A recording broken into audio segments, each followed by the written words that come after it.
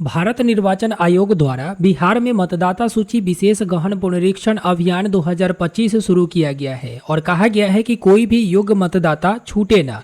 और इसका टाइमिंग भी दिया गया है। महत्वपूर्ण तारीख गणना प्रपत्र भरने की जो अवधि है वो 25 जून से 26 जुलाई 2025 तक का है, यानी 26 जुलाई 2025 तक ही आपको फॉर्म भर देना है। और मतदाता सूची का जो प्रारूप यानी ड्राफ्ट प्रकाशन होगा वो 1 अगस्त 2025 को होगा। और दावे या फिर कोई आपत्ति होती है तो 1 अगस्त से 1 सितंबर 2025 तक का समय दिया गया है। और अंतिम जो मतदाता सूची का प्रकाशन होगा वो 30 सितंबर 2025 को होगा। यानी 30 सितंबर 2025 वाले मतदाता सूची वोटर लिस्ट में आपका नाम है तभी जाकर आप आगे वोट दे सकेंगे, नहीं तो भाई कोई उपाय नहीं है। तो ये 30 सितंबर 2025 वाला में नाम कैसे लाएंगे, इसके लिए आपको गणना फॉर्म भरना पड़ेगा और बीएलओ को जमा देना पड़ेगा। देखिए बीएलओ जो आपके एरिया के होंगे वो गणना प्रपत्र फॉर्म जो है आपको देंगे, उसे डिक्लेरेशन वगैरह देकर सपोर्टिंग डॉक्यूमेंट लगाकर फॉर्म को जमा देना है। तो आइए देखते हैं कि किस तरह से वो फॉर्म भरे जाते हैं। दोस्तों ये है गणना फॉर्म जो कि बीएलओ के द्वारा दिया गया है और आपके एरिया का जो बीएलओ होंगे वो इसी प्रकार की ऑफलाइन फॉर्म जो कि गणना प्रपत्र प्रारूप देंगे।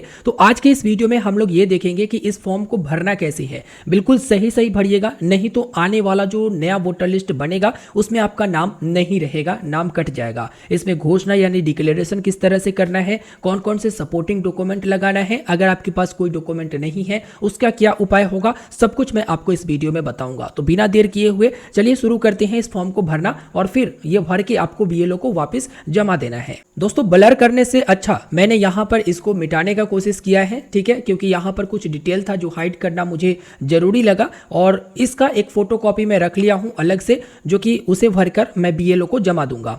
यहाँ पर जो है ईपिक नंबर रहता है पहले से भरा हुआ, निर्वाचक का नाम रहता है, पता रहता है पूरा, ठीक है। उसके बाद यहाँ पर राज्य, विधानसभा या लोकसभा का नाम रहता है, इसके साथ ही क्रमांक और भाग संख्या रहता है, ठीक है। और कहाँ पर जो बूथ है वो भी यहाँ पर डिटेल रहता है, यहाँ पर क्यूआर कोड रहता है। इतना चीज आपके फॉर्म में रहेंगे। और देखिए ये जो गणना फॉर्म है ना, इसमें पहले से आपका फोटो चिपका हुआ रहता है, बस बगल में आपको एक फोटो लगाकर देना होता है, ठीक है। यहाँ पर सबसे पहले आप क्या करेंगे कि अपना जन्म तिथि दर्ज करेंगे, यानी जो निर्वाचक है उनका जन्म तिथि यहाँ पर दर्ज कर देना है। जैसे अगर उनका जन्म तिथि है 1/1/2000 तो आप ऐसे भी डाल सकते हैं, ठीक है। तो आप ऐसे करके डाल सकते हैं या फिर डैश भी दे सकते हैं। इसके बाद आधार संख्या जो कि वैकल्पिक है, तो आधार संख्या आपका जो भी होगा वो यहाँ पर आप आधार संख्या दर्ज कर देंगे। एग्जाम्पल के लिए मैं यहाँ पर आधार संख्या दर्ज कर देता हूँ, तो कुछ इस प्रकार से आप आधार संख्या दर्ज कर देंगे, ठीक है। आधार संख्या दर्ज करने के बाद यहाँ पर मोबाइल नंबर की बात आती है, तो आप यहाँ पर मोबाइल नंबर को दर्ज कर देंगे, जो कि इस तरह से आप मोबाइल नंबर को भर देंगे, ठीक है। आप मोबाइल नंबर को भर देंगे। उसके बाद यहाँ पर पिता या कानूनी अभिभावक का नाम यानी आपके पिताजी का है तो यहाँ पर आप अपना पिताजी का नाम दर्ज कर देंगे। जैसे उनका नाम अगर रमेश है तो आप रमेश यहाँ पर दर्ज कर देंगे, ठीक है। और इसके आगे जो भी है आप यहाँ पर दर्ज कर देंगे। अगर उनका ईपिक नंबर है उपलब्ध है तो आप यहाँ पर ईपिक नंबर देंगे। ईपिक नंबर क्या होता है, तो वोटर आईडी कार्ड के ऊपर देखिएगा ईपिक नंबर रहता है, यानी वोटर आईडी कार्ड नंबर, जो कि कुछ भी हो सकता है। यहाँ पर इस तरह से आप वोटर आईडी कार्ड का नंबर दर्ज कर देंगे, जो भी वोटर आईडी कार्ड नंबर है, ठीक है। इसके बाद माताजी का नाम, माताजी का नाम यहाँ पर आप अपना दर्ज कर देंगे, जो भी आपका माताजी का नाम है वो आप यहाँ पर दर्ज कर देंगे, ठीक है। उसके बाद यहाँ पर ईपिक नंबर यदि उपलब्ध है तो उनका ईपिक नंबर देना है, जिस तरह से ये दिए हैं उसी प्रकार से माताजी का भी यहाँ पर ईपिक नंबर दे देना है, जो भी ईपिक नंबर है उनका वो यहाँ पर दर्ज कर देना है। और इसके नीचे जीवन साथी का नाम यदि उपलब्ध है, जो शादीशुदा है वो अपना वाइफ या फिर हस्बैंड का नाम देना चाहते हैं वो यहाँ पर डाल देंगे। अगर छोड़ना चाहते हैं तो इसे छोड़ सकते हैं, जिनका शादी नहीं हुआ है वो ऐसे ही छोड़ देंगे। उनका अगर ईपिक नंबर है वोटर आईडी नंबर तो वो यहाँ पर दर्ज कर देंगे, नहीं तो उसे छोड़ सकते हैं। अब यहाँ पर मेन आता है घोषणा। घोषणा में क्या है दोस्तों उसे ध्यान से देखते हैं हम लोग। चलिए इसे हटा देते हैं। ये सब फॉर्म ही है जो कि आपके घर पे जब भी बीएलओ आते हैं वो सारे घर वाले का फॉर्म यहाँ पर देकर जाते हैं। देखिए घोषणा में क्या कुछ कहा गया है, तो सबसे पहले बताया गया है कि मैं अपने सर्वोत्तम ज्ञान और विश्वास से घोषणा करता हूं या करती हूं, जो भी है। तो यहाँ पर आपको घोषणा करना है कि मैं 18 वर्ष से अधिक का हूं और उपर्युक्त पते का साधारण निवासी हूं, भारत का नागरिक हूं, और इनमें से कोई एक चिन्हित करना है। ध्यान दीजिएगा, यहाँ पर सबसे पहले टिक करना है कि मेरा जन्म भारत में 1/7/1987 के पूर्व हुआ है। यानी अगर आपका जन्म 1/7/1987 से पहले हुआ है तो यहाँ पर आप टिक करेंगे, नहीं तो टिक नहीं करना है, ठीक है। अपने जन्म तिथि या जन्म स्थान को प्रमाणित करने के लिए नीचे दी गई सूची में से कोई भी एक दस्तावेज उपलब्ध कराना है। अब ये दस्तावेज कहाँ पर है, तो एक लिस्ट दिया गया है। देखिए मैं आपको पहले लिस्ट दिखा देता हूँ। ये लिस्ट दिया गया है जो कि लिस्ट है कुल 11, ठीक है। इसमें एक 12वां जोड़ा गया है जो कि 2003 वाला सूची, ठीक है। तो वो भी मैं अभी बताऊंगा। सबसे पहला आप देखेंगे केंद्रीय या राज्य या पीएसयू के नियमित कर्मचारी या पेंशन भोगी को निर्गत कोई पहचान पत्र या पेंशन भुगतान आदेश, ठीक है। इसमें से अगर है ये तो ठीक है, दे सकते हैं, नहीं है तो कोई दिक्कत नहीं है। अगला इन्होंने मेंशन करा है कि सरकार या स्थानीय प्राधिकरण, बैंक, डाकघर, एलआईसी, पीएसयू द्वारा भारत में 1/7/1987 से पूर्व निर्गत किया गया कोई भी पहचान पत्र या प्रमाण पत्र या दस्तावेज है तो आप दे सकते हैं। है तो दे दीजिए, नहीं तो अगला देखते हैं। सक्षम प्राधिकार द्वारा निर्गत जन्म प्रमाण पत्र, ये है तो दे दीजिए, नहीं तो इससे आसान भी लिस्ट में है। देखिए यहाँ पर पासपोर्ट दिया गया है तो दे सकते हैं, नहीं तो फिर दूसरा देखते हैं। मान्यता प्राप्त बोर्ड या विश्वविद्यालय द्वारा निर्गत मैट्रिकुलेशन या शैक्षणिक प्रमाण पत्र, यानी एजुकेशन आप किए हैं, 10वां भी पढ़े हुए हैं तो उसका सर्टिफिकेट होगा, तो आप यहाँ पर सर्टिफिकेट चिपका सकते हो, ठीक है, इसके साथ दे सकते हो। इसके बाद है सक्षम राज्य प्राधिकारी द्वारा निर्गत अस्थायी निवास प्रमाण पत्र, यानी आपके पास निवास प्रमाण पत्र है तो वो भी आप लगा सकते हो। वन अधिकार प्रमाण पत्र अगर ये है तो वो भी आप लगा सकते हो। इसके अलावा ओबीसी, SC, ST या कोई जाति प्रमाण पत्र है तो आप यहाँ पर जाति प्रमाण पत्र भी लगा सकते हो। राष्ट्रीय नागरिक रजिस्टर जहां उपलब्ध है अगर वो है तो वो भी दे सकते हो। राज्य या स्थानीय प्राधिकारों द्वारा तैयार किया गया पारिवारिक रजिस्टर, और इसके अलावा एक और है सरकार की कोई भी भूमि या मकान आवंटन प्रमाण पत्र, ठीक है। इसमें से कोई भी एक डॉक्यूमेंट, ऐसा नहीं कि 11 के 11 या 2-3 देना है, मात्र एक डॉक्यूमेंट अगर आपके पास है तो वो आप दे सकते हो। और 12वां जो कि 2003 के सूची में जिनका भी नाम होगा उनको इन 11 में से कोई भी डॉक्यूमेंट नहीं देना है, वो सिर्फ 2003 के सूची में टिक करके इसके साथ दे देंगे। अब आगे इनका डिक्लेरेशन देखते हैं कि और भी क्या कुछ लिखा गया है। तो जिनका जन्म 1/7/1987 से पहले हुआ है और यदि उनका नाम 2003 वाला सूची में है तो 11 में से और कोई डॉक्यूमेंट नहीं देना, वो 2003 वाला सूची को टिक करके यहां पर दे देंगे। और कैसे टिक करना है आगे बताऊंगा, ठीक है। दूसरा बताया गया है कि अगर आपका जन्म 1/7/1987 और 2/12/2004 के बीच हुआ है, जैसे यहां पर डेट ऑफ बर्थ 2000 एंटर करा तो ये वाला में टिक होगा, ठीक है, ये वाला में टिक होगा, क्योंकि इन्होंने कहा है कि 1/7/1987 और 2/12/2004 के बीच अगर जन्म हुआ है तो इसको टिक करना है। अब डॉक्यूमेंट क्या उपलब्ध कराना है, तो इन्होंने मेंशन करा है कि अपने जन्म तिथि या जन्म स्थान प्रमाणित करने के लिए नीचे दी गई सूची में से कोई भी एक दस्तावेज उपलब्ध कराए। और दूसरा में इन्होंने मेंशन करा है कि पिता या माता की जन्म तिथि और जन्म स्थान प्रमाणित करने के लिए नीचे दी गई सूची में से कोई एक दस्तावेज उपलब्ध कराना है। तो जैसे आप अपना भर रहे हैं तो यहाँ पर आप जो है 11 में से कोई एक डॉक्यूमेंट लगा सकते हैं, जैसे मैट्रिक का हो गया, आप सर्टिफिकेट दे सकते हैं, जाति या फिर आवासीय जो भी आपके पास है कोई एक दे दीजिए। उसके बाद यहाँ पर माता या पिता का भी यहाँ पर आपको दस्तावेज उपलब्ध कराना है। तो यदि 2003 वाला लिस्ट में नाम है तो सिर्फ उसमें टिक करके उसी लिस्ट को आप इसके साथ चिपका देंगे, ठीक है।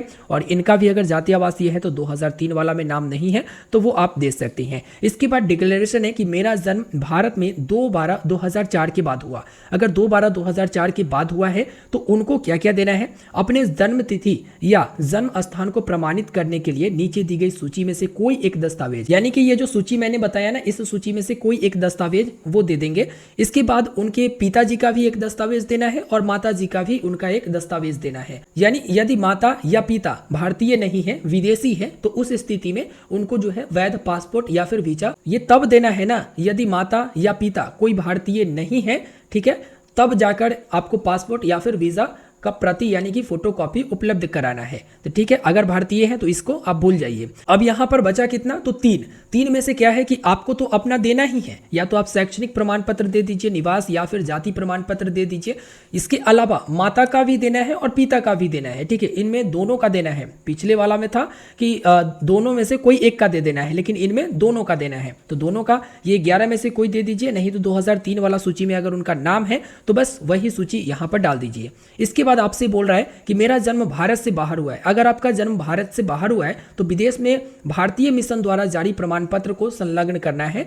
और यहां पर ऑप्शन है, ये सिर्फ ऑप्शन उनके लिए है जिनका जन्म भारत से बाहर हुआ है। इसके बाद है मैंने पंजीकरण या नागरिकीकरण द्वारा भारतीय नागरिकता प्राप्त की है, यानी कहीं अलग से आकर यहाँ की नागरिकता आपने प्राप्त कर लिया है, तो उस स्थिति में नागरिकता पंजीकरण प्रमाण पत्र आपको संलग्न करना है। और बाकी यहाँ पर लिखा हुआ है कि मैंने किसी अन्य देश की नागरिकता प्राप्त नहीं की है और मैं निर्वाचन नियमावली में नाम शामिल कराने के लिए आवेदन कर रहा हूं और मेरा नाम किसी अन्य विधानसभा निर्वाचन क्षेत्र या संसदीय निर्वाचन क्षेत्र में शामिल नहीं है। ठीक है, यह डिक्लेरेशन है। चौथा नंबर में डिक्लेरेशन में इन्होंने लिखा है कि मुझे ज्ञान है कि इस आवेदन के संबंध में ऐसा उपरोक्त कथन या घोषणा करना जो मिथ्या है यानी कि झूठ है और जिसके मिथ्या होने का मुझे ज्ञान या विश्वास है, यानी मुझे पता है कि यह झूठ है, या जिसके सत्य होने पर विश्वास नहीं है, यानी मुझे पता है कि यह सही नहीं है, तो ऐसे स्थिति में लोक प्रतिनिधित्व अधिनियम 1950 का 43 की धारा 31 के अधीन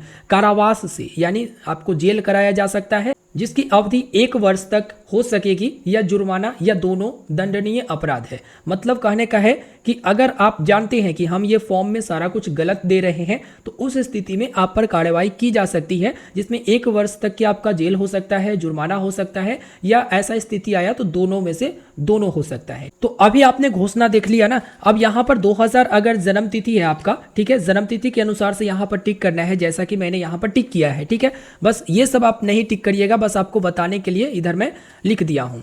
टिक करिए, उसके बाद दिनांक लिख दीजिए, जो दिनांक है वो आप यहाँ पर लिख दीजिए। ठीक है, जो भी दिनांक है, जैसे 16 जुलाई है तो आप यहाँ पर 16 जुलाई लिख सकते हैं, या जो भी दिनांक है वो आप दर्ज कर दीजिए। स्थान आप दर्ज कर दीजिए, जो भी आपका स्थान है यानी गांव का नाम है, मैं ऐसे ही बिहार दर्ज कर देता हूं। ठीक है, वो आप दर्ज कर दीजिए। अब यहाँ पर हस्ताक्षर या बाएं अंगूठे का निशान, यानी आपको यहाँ पर सिग्नेचर करना है तो आप अपना सिग्नेचर कर देंगे, या फिर जो सिग्नेचर नहीं करते हैं उनका जो बायां वाला अंगूठा है ना, इसका वो निशान लेकर इस तरह से लगा देंगे। ठीक है, इस तरह से लगा देंगे। इसके बाद यहाँ पर इसके बारे में तो मैंने आपको बता ही दिया। अब यहाँ पर एक चीज लिखा हुआ है कि देखिए यहाँ पर स्व अभिप्रमाणित दस्तावेज आपको प्रस्तुत करना है। तो स्व अभिप्रमाणित किसको देना है, तो लिखा हुआ है कि घोषणा के समर्थन में प्रस्तुत किए जाने वाले दस्तावेजों की सांकेतिक यदि ऊपर उल्लिखित हो तो स्वयं पिता और माता के लिए अलग अलग स्व अभिप्रमाणित दस्तावेज उपलब्ध यानी प्रस्तुत किए जाने हैं, सिवाय जहां अहर्ता तिथि 1/1/2003 के आधार पर बिहार की निर्वाचन नामावली का उद्धरण उपयोग किया गया हो को अपने आप में पर्याप्त दस्तावेज माना जाएगा। ठीक है, अपने आप में ये पर्याप्त दस्तावेज कौन माना जाएगा, 2003 में जिनका जिनका नाम होगा वो लिस्ट वाला। बाकी इनको अभिप्रमाणित स्व अभिप्रमाणित देना है। तो स्व अभिप्रमाणित कैसे होता है वो भी मैं बता देता हूँ, जैसे इसी के नीचे बता देता हूँ। जैसे ये आप डॉक्यूमेंट दे रहे हैं तो यहाँ पर सेल्फ अटेस्टेड आप लिख देंगे। ठीक है, सेल्फ अटेस्टेड आप लिख देंगे। ठीक है, और नीचे में आप साइन कर देंगे। अगर सेल्फ अटेस्टेड नहीं लिख सको तो आप स्व अभिप्रमाणित लिख देंगे। ठीक है, देखिए इस तरह से ना आप सेल्फ अटेस्टेड लिख देंगे या स्व अभिप्रमाणित लिख देंगे और यहाँ पर साइन कर देंगे। ठीक है, और जो अंगूठा लगाते हैं वो अंगूठा लगा देंगे। ये स्व अभिप्रमाणित देना है। अगर आप स्व अभिप्रमाणित नहीं दे सकते हैं तो ठीक है, देखा जाएगा, वो अलग चीजें होती है। आप बीएलओ से एक बार पूछ लीजिएगा, लेकिन यहाँ पर लिखा हुआ है कि स्व अभिप्रमाणित दस्तावेज देना है। वैसे इनको दस्तावेज देना है, बस इतना ध्यान में रखिए। ठीक है, अब ये फॉर्म भर गया। भरने के बाद आपको सिर्फ और सिर्फ बीएलओ को जमा देना है। यहाँ पर आप अपना फोटो चिपका सकते हैं। अब हम बात करते हैं कि जिनके पास ये 11 प्रकार के जो दस्तावेज लिखे गए, इनमें से कोई भी दस्तावेज नहीं है, वो क्या करेंगे। तो देखिए उनको ज़्यादा कुछ करने की आवश्यकता नहीं है, बस इस फॉर्म को भर के, ठीक है, यहाँ पर फॉर्म भर लेंगे। भर के उसके बाद यहाँ पर डेट वगैरह लिखकर साइन कर देंगे। साइन करके ऐसे ही बीएलओ को जमा दे देंगे। अब जमा देने के बाद बीएलओ जो है वहाँ पर वो फॉर्म को अलग रखेगी। अलग रखने के बाद स्थानीय जाँच होगा। जाँच में अगर सही पाया जाता है तो उसके बाद ये जो है फॉर्म अपलोड कर दिया जाएगा, और अपलोड करने के बाद आपका जो है नया वोटर लिस्ट में नाम जुड़ने की संभावना बनी रहेगी, अगर जांच होकर सही पाया जाता है तो। ठीक है, और जितना आपके पास दस्तावेज है उसमें से कोशिश करिए उपलब्ध कराना। अगर आपके पास फोटो भी नहीं है ना तो फोटो भी आप छोड़ सकते हैं। देखिए सुविधा दिया गया है, समय कम है, और ये कहा गया है कि देखो भाई सभी को गणना फॉर्म भरना ही भरना है। जिसके पास डॉक्यूमेंट है वो तो भरेंगे ही, और जिनके पास डॉक्यूमेंट नहीं है वो भी भरे। ठीक है, उनका बाद में देखा जाएगा। जिनके पास फोटो है वो दे दीजिए, और जिनके पास फोटो नहीं है उनका भी बाद में देखा जाएगा। अच्छा, फोटो में भी एक कंडीशन दिया गया है कि जो फोटो का बैकग्राउंड होना चाहिए, जैसे ये बैकग्राउंड है तो ये बैकग्राउंड होना चाहिए, ये व्हाइट होना चाहिए यानी सफ़ेद होना चाहिए, ठीक है। और आपका चेहरा पूरा क्लियर दिखना चाहिए और लेटेस्ट फोटो यानी नवीनतम फोटो आपको देना है। ऐसा नहीं कि बहुत दिन का पुरान, बहुत वर्षों का पुरान आपको दे देना है, ठीक है। और पासपोर्ट आकार में यहाँ पर चिपका देना है। तो इस तरह से आप गणना फॉर्म भरते हैं। 2003 वाला लिस्ट भी मेरे पास है, जैसे इस तरह से आपको 2003 वाला लिस्ट मिलता है। आप काफ़ी आसानी से ऑनलाइन डाउनलोड कर सकते हैं 2003 वाला लिस्ट, या फिर जो BLO आते हैं उनसे भी आप संपर्क कर सकते हैं। ये अगर आप देना चाहते हैं जरूर दीजिए, ठीक है। इसको आप कैसे करेंगे, तो जैसे मान लीजिए कि ये जो है माता जी है, ठीक है, माता जी है और उनका 2003 वाला में नाम है, तो इसको आप टिक कर देंगे या हाईलाइट कर देंगे, कुछ इस प्रकार से आप हाईलाइट कर देंगे। हाईलाइट करने के बाद आप इनको वहाँ दे सकते हैं जमा, ठीक है। वो समझ जाएंगे कि हाँ ये यहाँ पर है, ठीक है। तो इस तरह से ना आप इसके साथ सपोर्टिंग डॉक्यूमेंट लगाकर BLO को जमा दीजिए और गणना फॉर्म कुछ इस प्रकार से भर सकते हैं। वीडियो लंबा हो गया है लेकिन हर एक चीज को मैं समझाने का कोशिश किया हूं। 2003 वाला लिस्ट कैसे डाउनलोड करना है वो भी देख लीजिए। तो 2003 वाला लिस्ट डाउनलोड करने के लिए voters.eci.gov.in पर आना है। आने के बाद आप यहाँ पर देखेंगे तो ये 2003 वाला लिस्ट जो है आपको मिल जाएगा, सर्च योर नेम इन 2003 करके। तो इस पर आप क्लिक करेंगे, या तो आप EP के नंबर दर्ज करिए जो वोटर ID कार्ड के ऊपर है, वोटर का ID कार्ड नंबर वो दर्ज करिए, नहीं तो आप सिंपल से यहाँ से 2003 के अनुसार चुनना है। 2003 के अनुसार जो आपका जिला था वो आप यहाँ पर जिला चुन लेंगे।